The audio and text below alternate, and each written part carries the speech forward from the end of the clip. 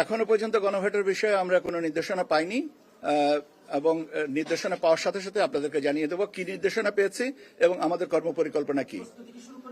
আমি নির্দেশনা পাওয়ার সাথে সাথেই আপনাদেরকে জানিয়ে দেব যে আমাদের কি নির্দেশনা পেয়েছি এবং আমাদের কর্মপরিকল্পনা কি।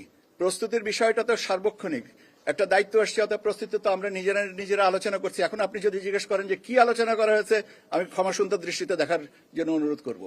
12,76,95,183 এই তারিখ পরিবর্তনের কারণে দ্যাট ইজ আমরা যে 2রা মার্চ থেকে যে ফাইনাল করেছিলাম তার থেকে আপনার অ্যাজ অন টুডে যেটা করা হয়েছে এইটা হচ্ছে আমাদের বৃদ্ধির হার, পুরুষ ভোটারদের বৃদ্ধির হার হচ্ছে 2.29%, আর মহিলা ভোটারদের বৃদ্ধির হার হচ্ছে 4.16%।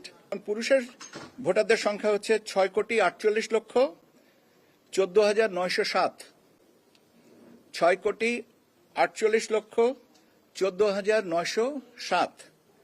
মহিলা ভোটারদের সংখ্যা হচ্ছে 6,28,79,042।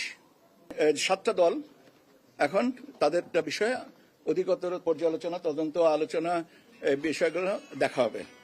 আম জনতার দল এবং জনতার দল এই 7টা রাজনৈতিক দলের তথ্য আবার পুনর্বিবেচনায় আনা হয়েছে।